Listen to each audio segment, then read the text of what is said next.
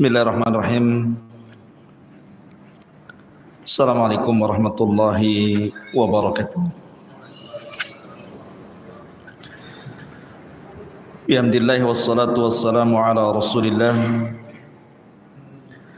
wa ala alihi wa sahbihi wa mawalah, wa la hawla wa la quwwata illa billahi wa ba'du. Alhamdulillah, segala puja dan puji hanya milik Allah subhanahu wa ta'ala. Salawat dan salam kita hadiahkan kepada Rasul kita Nabi besar Muhammad sallallahu alaihi wasallam. Kita lanjutkan kajian kita, masih membahas Siratul Mustafa alaihi salatu wassalam, dan kita masuk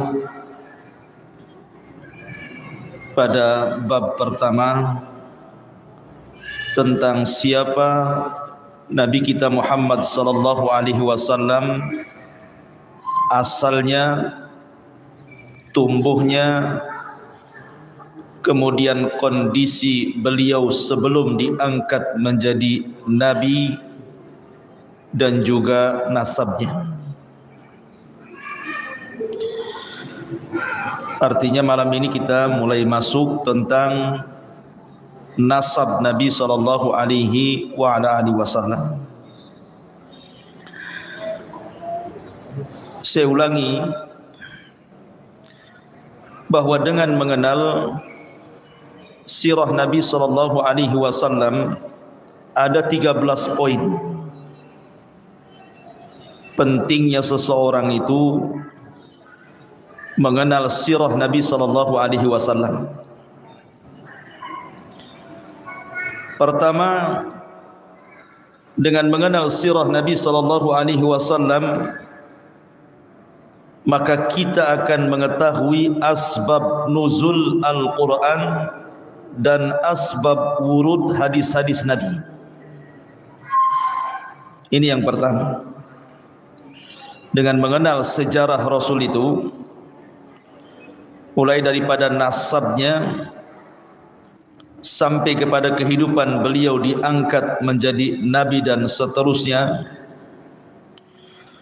maka dengan mengenal itu semua, langsung atau tidak langsung kita akan mengenal asbab nuzul, bagaimana dan sebab turunnya Al-Quran dan juga sebab datangnya hadis Nabi. Ini yang pertama. Yang kedua, sebagai bekal para duat antum yang berdakwah, baik mengajak kepada keluarga ataupun tetangga ataupun kawan, maka mengenal sejarah ini sebagai bekal sebenarnya untuk seorang dai bagaimana berdakwah. Karena nanti kita akan berbicara sejarah bagaimana dakwah Nabi. Kemudian yang ketiga, mengenal mukjizat Rasul. Dan tidak ada nabi yang paling banyak mukjizatnya melebihi Nabi. Sampai-sampai para ulama mengumpulkan sampai 1000 lebih mukjizat Nabi itu, melebihi nabi-nabi dan rasul sebelumnya. Kemudian yang keempat, menanamkan kecintaan. Makin kenal Nabi, makin cinta kita. Kemudian yang kelima, kita akan dikenalkan tentang fiqhus siyasi namanya. Fikih siasat syar'iyah atau politik syar'i. Karena Islam juga mengatur perpolitikan.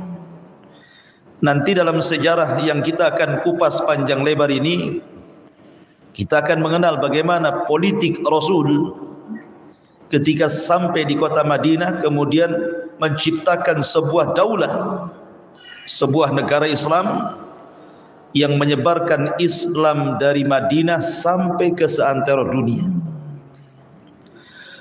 Kemudian yang nomor 6, mengenal kemuliaan Nabi sallallahu alaihi wasallam dari seluruh makhluknya. kita akan kenal bahwa Nabi adalah manusia yang paling mulia dari seluruh makhluk yang Allah ciptakan di permukaan bumi. Kemudian yang nomor 7,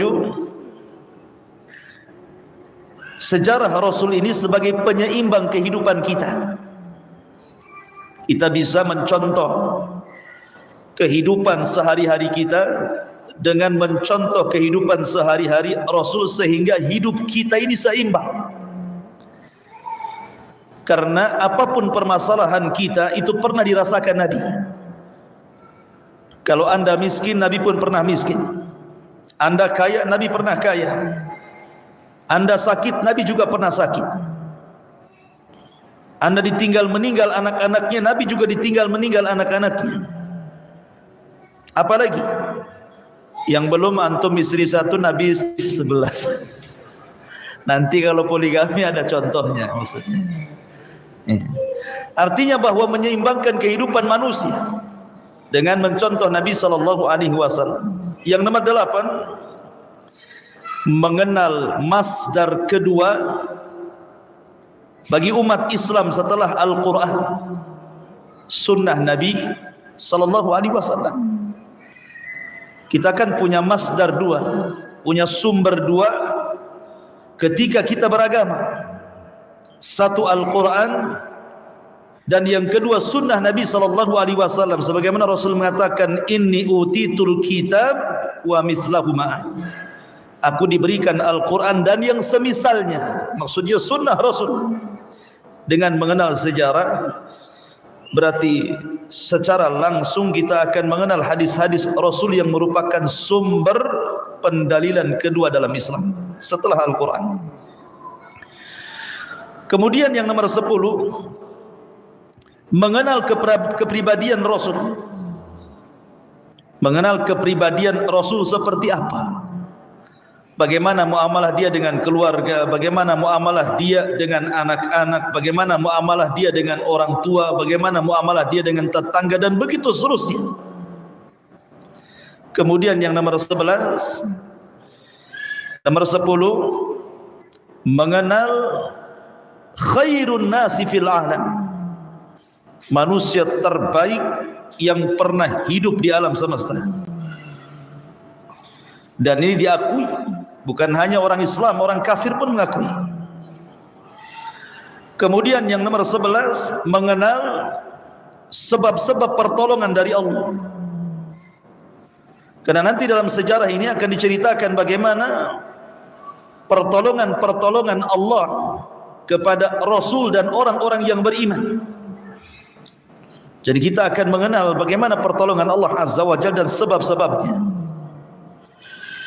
Kemudian yang nomor 12, mengenal sirah ini semakin terang bahwa Quran itu makin jelas bagi kita karena sunnah itu menjelaskan Al-Quran. Jadi kita lebih memahami lagi Al-Quran dengan mengenal sirah Nabi SAW. Bukan hanya kenal asbab nuzulnya saja, tetapi kita lebih kenal lagi, lebih paham lagi tentang Al-Quran. Karena ada istilah as-sunnah. Sunnah itu menjelaskan apa yang kurang ataupun apa yang kurang jelas dalam Quran. Kemudian yang terakhir, mengenal timbangan amal manusia. Apakah dia di atas hak ataukah dia di atas kebatilan? Maka siapa yang sirahnya mengikuti sirah Rasul, maka dia di atas kebenaran. Tapi kalau mengikuti sirah selain Rasul, mengikuti sirahnya Fir'aun, Abu Jahal, Abu Lahab gitu ya, sesatlah siap-siap. Ya. Jadi mengenal sirah Rasul itu menjadi timbangan amal manusia. Lah dari 13 inilah maka pentingnya kita masuk pada sirah Nabi. Karena pertanyaan pun di kuburan salah satunya, wa man nabiyuka, siapa nabi? Ma'asyiral muslimin yang dimuliakan Allah Azza wa Jalla, kita masuk pada nasab. Kenapa kita perlu mempelajari nasab? Ada faedahnya. Pertama, Dengan mengenal nasab itu berarti mengenal sa'adatu zaujaini, menimbulkan kebahagiaan dalam pasangan. Nasab itu kenapa penting dipelajari? Karena ini sumber kebahagiaan bagi pasangan suami istri. Dua orang yang berzina kemudian melahirkan anak, bahagia tidak? Tidak bahagia. Yang banyak terjadi kalau ada orang berzina punya anak, dibunuh anaknya. Iya kan? Kebanyakan seperti itu. Yang kedua disembunyikan. Kalaupun dirawat disembunyikan. Dan takut kalau ketahuan orang, hidupnya was-was. Tapi kalau nasabnya jelas, suami istri menikah, punya anak, diumumkan, diakekahkan, semua orang pengen tahu ini anak saya. Sehingga dengan mengenal nasab itu timbul sa'adatu zaujaini, ada kebahagiaan pasangan suami istri di situ. Yang kedua, dengan mengenal nasab itu berarti seseorang akan jauh dari perzinahan, ba'id minal zina, akan berusaha menjauhi perbuatan zina. Karena zina itu yang merusak nasab.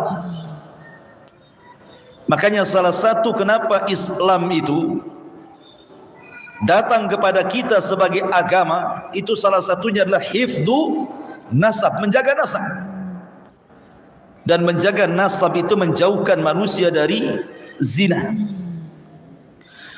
Kemudian yang ketiga, hifdzun nikah ma'al mahari, menjaga pernikahan, tidak menikah sesama muhrim. Karena dalam Islam dilarang merusak nasab. Tidak boleh menikah dengan sesama muhrim, pamannya saudara dengan saudari kandung, tidak boleh, merusak nasab. Ya. Kemudian juga dengan mempelajari nasab, nanti kita akan tahu tentang hak, masalah waris mewarisi. Siapa anak yang berhak dapat waris, siapa yang tidak dapat waris. Kalau tidak kenal nasab kan susah tuh mengenalinya. Ada perbedaan antara anak angkat, anak kandung, anak zina, anak susu. Itu kan ada 4 anak. Ada namanya anak angkat, ada anak kandung, ada anak zina, ada anak sepersusuan atau anak susu. Itu hukumnya berbeda-beda. Makanya dengan mengenal nasab kita bisa mempelajari tentang masalah warasah, hakul warasah. Siapa yang berhak dapat waris, siapa yang tidak. Siapa yang dapat mahram, siapa yang tidak. Ya. Kemudian juga dengan mengenal nasab itu berarti kita mengenal atharun fil ahli, pengaruh dalam keluarga. Karena nasab itu mempengaruhi keluarga. Lihat orang Arab saking bangganya dengan nasab itu sampai mereka mengejek yang lain dan mengatakan ana ibnu fulan, ibnu fulan, ibnu fulan. Bangga dengan keluarga, mempengaruhi keluarga masalahnya. Kemudian juga dengan mengenal nasab kita akan mengenal tentang silaturrahim, pentingnya menyambung silaturrahim. Mana yang kerabat, mana yang bukan, itu diketahui dengan nasab. Termasuk juga seseorang yang mempelajari nasab itu tahu silsilah kakek buyutnya nanti. Jadi antum itu keturunan siapa? Kakeknya biru ke merah darahnya. Nah, tahu. Jadi ketahuan ke atasnya gitu kan, dengan mempelajari nasab. Intinya bahwa dengan mempelajari nasab, maka itu yang paling besar adalah menciptakan kehidupan bahagia antara keluarga. Lah, terutama nasab Nabi. Nasab Nabi SAW harus paham. Ya. Ma'asyiral muslimin yang dimuliakan Allah Subhanahu wa taala. Nabi SAW huwa aqramu khalqillah. Dia adalah semulia-mulianya makhluk Allah. Wa afdalu rusulihi, dan seafdal-afdalnya utusan-utusan Allah. wa khatamu anbiya'ihi, dan dia adalah penutup seluruh para nabi yang pernah diutus Allah. Muhammadun ibni Abdillah ibni Abdul Muttalib ibni Hashim ibni Abdul Manaf ibni Qusay ibni Kilab ibni Murrah ibni Ka'bin ibni Lu'ay ibni Ghalib ibn Fihrin ibn Malik ibn Nadhar ibni Kinanah ibni Khuzaimah ibni Mudrikah ibni Ilyas ibn Mudhar ibn Nizar ibn Ma'ad ibn Adnan. Lah Adnan ini sekali lagi adalah turunan daripada Nabiullah Ismail putra Ibrahim. Dari sini kita mengenal nasab Nabi. Nasab Nabi sampai kepada Ismail. Dan sudah saya beri mukaddimah dulu. Sepakat para ulama bahwa nasab Nabi SAW 1 sampai kepada Adnan, 2 sampai kepada Ismail putra Ibrahim, 3 sampai kepada Syam putra Nuh, 4 sampai kepada Syith putra Adam. Ini sepakat, tidak ada khilaf. Artinya nasab Nabi SAW nasab yang luar biasa. Nasab sampai kepada Abul Anbiya wal Mursalin, bapaknya para nabi dan rasul. Ma'asyiral muslimin, adapun keluarga beliau dikenal dengan keluarga Hashimiyah. Rasul itu dikenal dengan Hashimi. Kenapa? Nisbat kepada kakeknya yang kedua namanya Hashim. Abdul Manaf punya anak namanya Hashim, Hashim punya anak namanya Al-Muttalib, kemudian Hashim punya anak namanya Syaibah, kemudian Syaibah yang disebut dengan Abdul Muttalib, kemudian Syaibah punya anak namanya Abdullah. Dari Abdullah ini punya anak Rasul kita Muhammad SAW. Makanya dia dari keluarga Hashimi, nisbat kepada kakeknya Hashim. Ma'asyiral muslimin yang dimuliakan Allah Subhanahu wa taala. Ceritanya begini. Jadi Hashim ini beliau putra Abdul Manaf, dan dikisahkan Hashim ini suatu ketika menikah dengan seorang wanita dari Madinah, dari Yathrib, namanya Salma bintu Amrin. Salma bintu Amrin. Lah Allah takdirkan ketika Hashim ini melakukan perniagaan ke Syam, meninggal dia. Sementara istrinya Salma bintu Amrin ini, dia orang Najjar. Orang Najjar itu orang Madinah, orang Yathrib, sedang hamil dan punya anak, rambutnya putih. Jadi rambutnya itu putih beruban. Maka orang-orang menyebutnya Syaibah, Syaibatul Hamdi. Lah Syaibah ini kan anak yatim karena bapaknya meninggal, Hashim ini. Lah Hashim ini punya saudara namanya Muttalib. Lah karena dia anak yatim, maka Muttalib ingin membawa Syaibatul Hamdi ini ke Mekah, enggak usah tinggal di Madinah. Ketika sampai di Mekah, orang-orang mengira Muttalib membeli budak. Maka ketika itu Syaibatul Hamdi disebut Abdul Muttalib, disangka dia budaknya Muttalib. Dalam bahasa Arab budak itu Abdun, dan Muttalib itu pamannya. Disangkanya Muttalib membeli budak dari Yathrib namanya Syaibah. Orang-orang menyebutnya Abdul Muttalib. Lah Abdul Muttalib belakangan menjadi Sayyidul Batha, pemimpinnya Arab. Lah dari Abdul Muttalib ini lahir 10 anak laki-laki. Salah satunya adalah Abdullah. Lah dari turunan Abdullah dengan Aminah ini lahir Nabi kita Muhammad sallallahu alaihi wasallam. Dan Abdul Muttalib ini kakek Rasul bukan orang biasa. karena dia yang menemukan Zam-Zam. Jadi air Zam-Zam itu dulu dikuasai oleh kabilahnya istrinya Ismail alaihi salatu wassalam, namanya Jurhum. Jadi Jurhum ini menetap di Mekah. Kemudian Ismail menikah dengan salah satu wanita Jurhum, istri percerai, kemudian nikah lagi dengan istri kedua, salah satu putri dari pembesar Jurhum. Kemudian Ismail meninggal. Kemudian akhirnya lambat laun suku Jurhum ini kemudian perang. Kemudian kalah oleh Khuza'ah. Jurhum kalah oleh Khuza'ah. Lah untuk mematikan ekonomi Jurhum, karena Jurhum itu ekonominya dari Zam-Zam, maka dikuburlah Zam-Zam ini oleh kabilah Khuza'ah supaya mati ekonominya. Sejak itu Zam-Zam tidak bisa ditemukan di mana kuburannya itu. Kan dipendam tuh.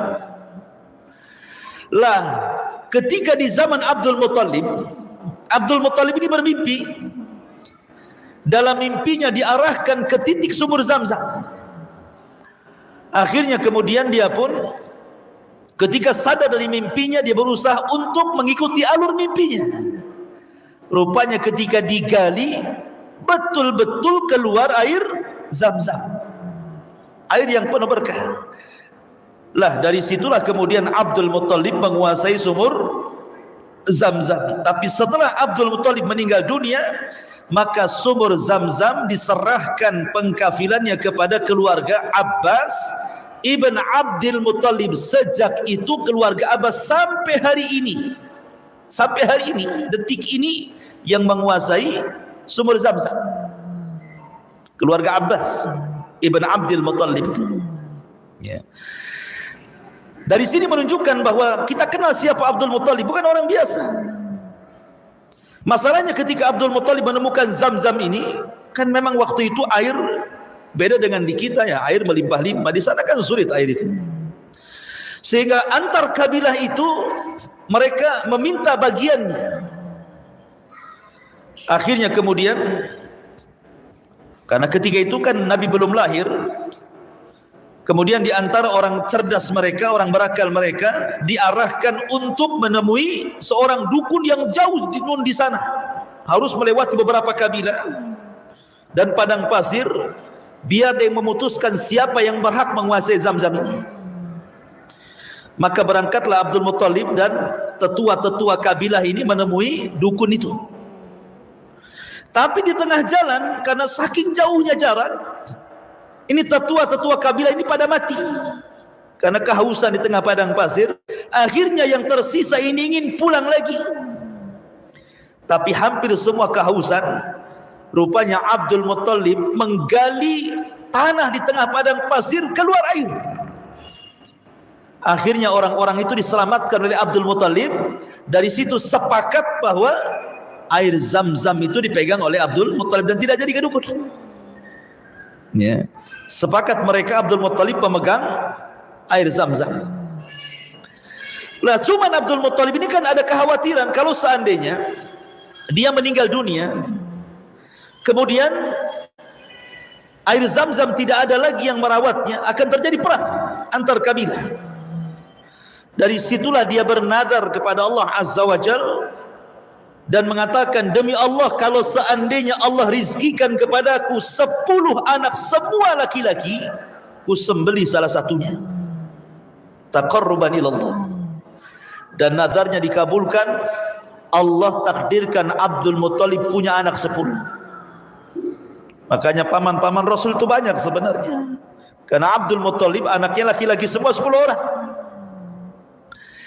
Ketika sudah dewasa, Abdul Muttalib lupa dengan nazarnya. Maka diingatkan bahwa engkau kalau punya anak 10, katanya mau disembelih salah satunya, baru teringat dia. Akhirnya kemudian diundilah dari 10 anak laki-laki, rupanya jatuh ke Abdullah, bahwa dia yang harus disembelih. Makanya Nabi SAW digelari Ibnu Zabihataini, anak 2 orang yang akan disembelih. Pertama Ismail, yang kedua ayahnya sendiri mau disembelih. Tapi karena Abdullah ini memiliki hati di Quraisy, orangnya baik, akhlaknya santun, orang Quraisy senang dan mengatakan kepada Abdul Muttalib, jangan, nanti kalau engkau sembelih putramu Abdullah akan menjadi sebuah sunnah bagi kami orang-orang Quraisy, kalau di antara kami punya anak 10 disembelih salah satunya. Sebaiknya urungkan niat itu. Cobalah tanya kepada orang pintar, maksudnya ke paranormal, ada nggak solusi gitu ya. Maka paranormal kemudian memberikan solusi untuk mengundi dengan cara memasang 10 ekor unta dengan nama Abdullah disandingkan, kayak orang arisan dikocok gitu. Kalau yang keluar 10 ekor unta, selamatlah Abdullah. Kalau yang keluar Abdullah, selamatlah 10 ekor unta. Maka kocokan pertama, Abdullah yang keluar. Pasang lagi 10 ekor unta. Dikocok lagi, Abdullah lagi yang keluar. Pasang lagi 10 ekor unta. Bayangkan, sudah 30 ekor tuh. Sampai ketika Abdul Muttalib memasang 100 ekor unta, di angka 100 inilah dikocok keluar unta.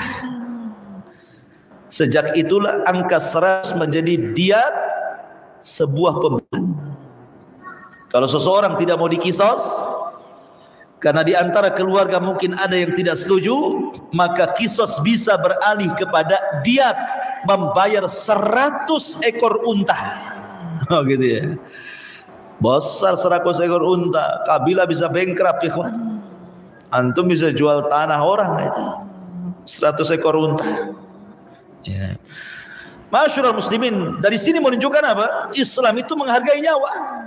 Supaya kapok gitu maksudnya. Tetapi bagaimanapun kisos kan dalam Islam tidak sembarang. Kisos itu kan harus setuju semua keluarga. Pamai gini, keluarganya ada 10 orang. Yang 9 setuju kisos, yang 1 tidak setuju, tidak boleh kisos. Tidak boleh. Dalam Islam seperti itu. Kecuali kompak, yang 10 mengatakan kisos, kisos, tidak ada dia. Tapi kalau 9 setuju 1 tidak bisa kisos. Ganti dari kisos menjadi diat. Begitulah hukum kisos. Jadi nggak sembarang main kisos saja gitu ya. Karena juga yang memutuskan kisos itu hakim. Kembali bahwa sejak itulah maka Abdul Muttalib dan anak turunannya berhak menguasai Zamzam sampai hari ini. Air yang luar biasa dan air yang hanya ada di kota Mekah. Konon di Surabaya ada sumur, katanya cabang daripada Zamzam Mekah katanya. Sampai saya bertanya, sejak kapan ATB pasang pipa dari Mekah ke Surabaya itu? Nah, berapa itu mil? Coba, lewat laut lagi. Itu khurafat. Tidak ada. Zamzam itu tidak punya cabang. Cuma ada di Mekah aja. Karena itu air yang sangat berkah. Diberkahi Allah karena didoakan Ibrahim alaihi salatu wassalam. Kembali. Taib, adapun kelahiran Nabi sallallahu alaihi wasallam, maka Nabi sallallahu alaihi wasallam lahir sabihatu yaumil Itsnain. Dia lahir di pagi hari di hari Senin. Ada yang mengatakan tanggal 9. Ada yang mengatakan tanggal 12 dari bulan Rabiul Awal. Ada yang mengatakan tanggal 18. Ada yang mengatakan 21. Wallahu a'lam.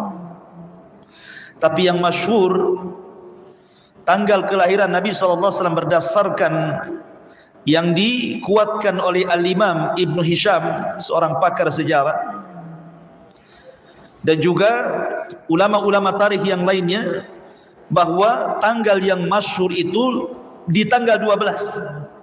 Adapun bulannya Rabiul Awal, kecuali Ibn Hazm.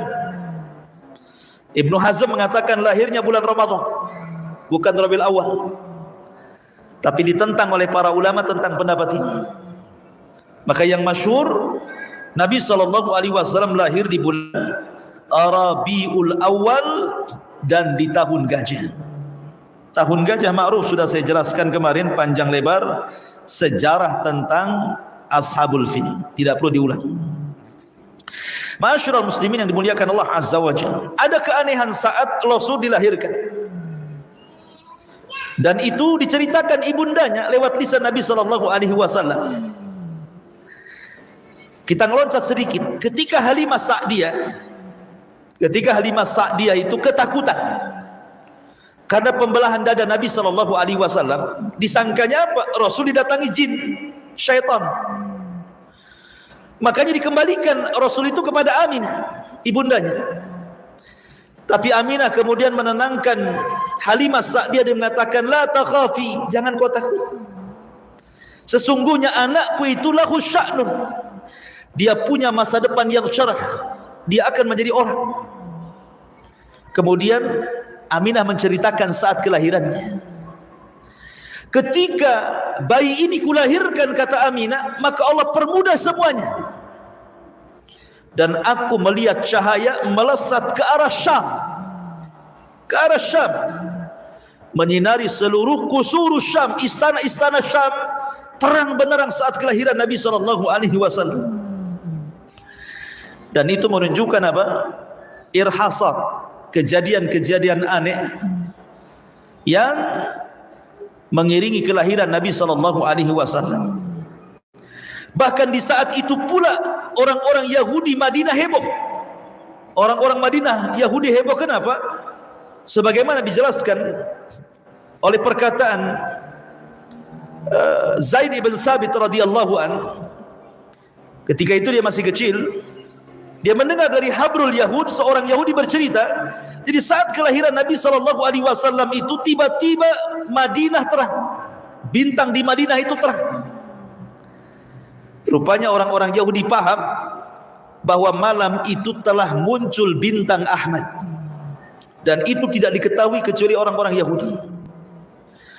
Makanya orang-orang Yahudi bertanya, mengumpulkan Bani Quraidah, Bani Kunaiqah, Bani Nadhir, kabilah-kabilah Yahudi Madinah. Kemudian habrul Yahud mengatakan, apakah di antara kalian ada bayi yang dilahirkan? Maka serempak orang-orang Yahudi mengatakan tidak ada. Ketika kemudian orang-orang Yahudi mendengar bahwa di malam itu ada bayi yang lahir keturunan pembesar Arab Abdul Muttalib dari ibunda Aminah, menangislah orang-orang Yahudi.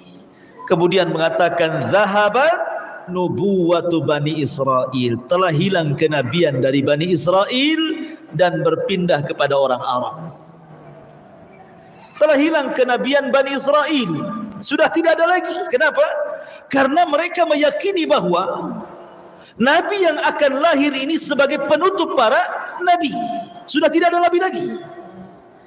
Makanya mereka mengatakan zahabat nubuwatu Bani Israel, telah hilang kenabian Bani Israel, karena mereka paham la nabiyya ba'dah, tidak ada nabi setelahnya. Maka mereka merasa kecewa.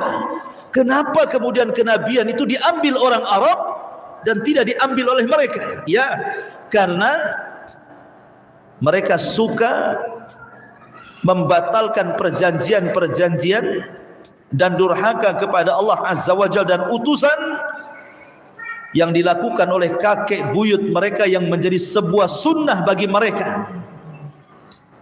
Makanya kemudian kemuliaan mereka dicabut, kemudian diberikan kepada bangsa Arab. Ma'asyiral muslimin yang dimuliakan Allah Subhanahu wa taala. Walaupun ada cerita yang mengatakan saat kelahirannya 14 balkon tiang Kisra roboh katanya. Kemudian juga api Majusi yang disembah ratusan tahun tidak pernah padam, saat lahirnya Rasul tiba-tiba padam gitu ya. Ada cerita-cerita yang masyhur seperti itu. Tapi secara riwayat memang ada kritikan para ulama. Taib, kita masuk pada ar-radha'ah. Nabi SAW pertama kali disusui tentu oleh ibundanya Aminah, kemudian oleh budaknya Abu Lahab namanya Suwaibah. Bahkan saking bahagianya Abu Lahab saat kelahiran Nabi SAW itu, senangnya luar biasa Abu Lahab itu, sampai-sampai dia memerdekakan budaknya Suwaibah karena Rasul mau menetek kepada dia. Dimerdekakan Suwaibah itu. Baru kemudian Nabi SAW disusui oleh siapa? Halimah As-Sa'diyah. Berarti ada 3 wanita. Ibundanya Aminah, kemudian Suwaibah, kemudian Halimah Sa'diyah. Itulah wanita-wanita yang berjasa dalam menyusui Nabi SAW. Ada kisah tentang masalah Halimah Sa'diyah ini. Jadi tradisi bangsa Arab, ikhwan, tradisi bangsa Arab, mereka suka menitipkan anak-anak bayi mereka di pedesaan. Ingat, Nabi itu lahir di kota, dia orang kota. Tetapi orang-orang kota di zaman itu, di kota Mekah, karena kondisi kota itu dikhawatirkan banyak penyakit, banyak wabah, kemudian bahasanya rusak, akhlaknya rusak, sosialnya rusak, dan begitu seterusnya. Maka untuk kemudian anak-anak mereka tumbuh baik, baik secara kesehatan, secara bahasa, secara akhlak, biasanya mereka mengirim anak-anak mereka diletakkan di desa dan membayar orang desa. Itu tradisi di sana, bukan tradisi di sini. Begitu tradisi di sana. Lah ketika di musim kelahiran bayi, karena sering saya katakan, biasanya kalau orang lahiran itu musiman biasanya. Habis ini lahir, tetangga sebelah lahir. Habis ini lahir, dengar lagi lahir sana. Sama dengan orang mati. Ya kan, orang mati itu kan itu. Baru saja innalillahi wa inna ilaihi, sudah innalillahi lagi. Sorenya innalillahi lagi. Hati-hati kalau tetangga itu ada yang meninggal tuh. Biasanya ngantri tuh. Ya kan? Lah orang lahir itu kan begitu juga. Kalau orang lahir, lahir semua. Ketika orang mati, mati semua. Jadi saat musim lahir itu, kawin juga ada musimnya, musim kawin kan? Ya. Kalau sudah bulan haji itu banyak orang musim kawin. Saya masih dulu berdakwah di desa itu. Kalau pulang ceramah musim kawin, pulang bawa pisang, mau nenteng singkong. Ya kan? Pokoknya dapat berkah. Ya. Kalau sudah bulan haji itu. Ma'asyiral muslimin yang dimuliakan Allah Azza wa Jalla. Jadi kebiasaan orang-orang desa itu, mereka mencari maisha untuk menawarkan jasa mereka, terutama wanita-wanita yang punya bayi. Karena kalau tidak punya bayi kan nggak keluar air susunya. Jadi wanita-wanita yang punya bayi sekalian nyusui anaknya, maka dia ambil anak susuan dari kota. Nanti tinggal dibayar berapa. Dan ini tradisi sana ya. Lah akhirnya kemudian banyaklah orang-orang dari Bani Sa'di ini menuju Mekah mencari bayi-bayi. Lah rupanya semua bayi diambil. Karena rata-rata bayi-bayi yang diambil itu, yang seumuran dengan Nabi SAW itu orang mampu. Mereka tidak takut kalau tidak dibayar, pasti dibayar gitu ya. Tetapi sekali ditawari bayi Rasul, semua ibu susu itu menolak. Nggak mau yang ngambil. Masya Allah, kasihan ya. Ditawari sama Aminah nggak mau. Ditawari nggak mau. Akhirnya banyak ibu-ibu yang menyusui itu menolak bayi Nabi SAW. Alasannya, 1, dia anak yatim, 2, dia keluarga fakir dan miskin. Jadi apa yang diharapkan? Udah yatim, miskin. Capek-capek sajalah saya menyusui dia, nggak dapat apa-apa, nggak dapat upah apa-apa kan begitu. Akhirnya rupanya ada seorang ibu-ibu yang telat datang. Ibu ini miskin, tidak kaya, namanya Halimah Sa'diyah. Halimah Sa'diyah, suaminya namanya Abdullah ibn Haris. Jadi Halimah Sa'diyah ini dia telat datang, itu pun membawa atan. Atan itu unta yang sangat kurus kering sehingga lambat jalannya. Jadi dia baru sampai di Mekah, orang-orang sudah pulang bawa bayi gitu ceritanya. Karena lambat datangnya, orang sudah bawa bayi pulang, ini baru datang ke kota Mekah. Yang kedua, dia membawa bayi kecil, sementara air susunya itu kurang lancar, sehingga menjadi bahan pertimbangan untuk anaknya saja tidak kenyang, macam mana menyusui bayi orang. Tetapi ketika kemudian sudah mencari bayi, sudah tidak ada semuanya, akhirnya kemudian ada satu bayi yatim dari keluarga miskin, daripada pulang tidak bawa tentengan, maka suaminya mengatakan kepada Halimah, wahai istriku, sudahlah tidak apa-apa, bawa saja, boleh jadi bayi ini membawa berkah. Dan betul, ketika di malam itu air susunya yang tidak lancar, anaknya pun sudah sakit, dia pun lama tidak istirahat karena berjalan dari kampung sampai ke Mekah. Ketika dia mengambil bayi Nabi SAW, tiba-tiba kemudian air susunya lancar, anaknya kenyang. Kemudian dia pun merasa tenang, dan malam itu satu keluarga bisa tidur nyenyak sampai pagi. Itu berkah pertama. Kemudian berkah kedua, ditunggangi Atan, unta kurus kering yang lambat jalan. Ketika Nabi SAW di atas unta Atan itu, rupanya unta kurus kering itu cepat jalannya dan tidak merasa kelelahan, bahkan bisa menyalip kawan-kawan yang sudah duluan pulang 2 hari 3 hari sebelumnya, sudah kesalip. Kayak bas tuh nyalip gitu. Rupanya dia yang datang pertama kali ke Bani Sa'diyah, dia yang terakhir datang ke Mekah, dia pula yang awal pulang ke Bani Sa'diyah. Itu berkah yang kedua, untanya jadi kuat gitu ya. Berkah yang ketiga, tiba-tiba kemudian sesampainya Rasul di Bani Sa'diyah terjadi hujan. Yang sebelumnya Bani Sa'diyah mengalami paceklik hebat luar biasa, sampai kemudian banyak kelaparan, hewan pun sudah mulai kelaparan gitu ya. Tiba-tiba hujan deras, kemudian Bani Sa'diyah menjadi hijau. Yang enak, yang anehnya adalah kambing-kambing Halimah Sa'diyah semua menggemuk dan air susunya banyak, karena orang Arab biasa minum air susu kambing ya. Dan setiap kambing orang kalau kemudian diletakkan bersama kambing Halimah, pulang tuh jadi gemuk tuh. Makanya mereka kemudian meminta terkadang kepada Halimah, wahai Halimah, titiplah kambing saya di kambing-kambing kamu, entah seminggu ke sebulan gitu ya. Jadi banyak kambing-kambing orang dititipkan supaya digabungkan dengan kambing Halimah saya, jadi gemuk semuanya. Lihat bagaimana keberkahan Nabi SAW. Dari situ Halimah Sa'diyah baru teringat ucapan suaminya. Benar, boleh jadi membawa berkah ya, karena ini bukan bayi biasa. Ini bayi Sayyidul Awwalin wal Akhirin, Sayyidul Anbiya'i wal Mursalin. Berapa lama Nabi SAW tinggal di Bani Sa'diyah? Ketika Nabi SAW tinggal selama 2 tahun, karena kan menyusui bayi itu 2 tahun.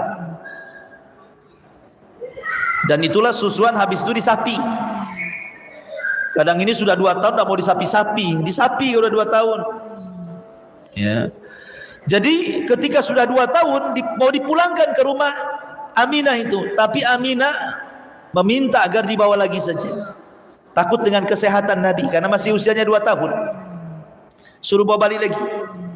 Oh, senanglah Halimah itu, karena tahu berkahnya Rasul.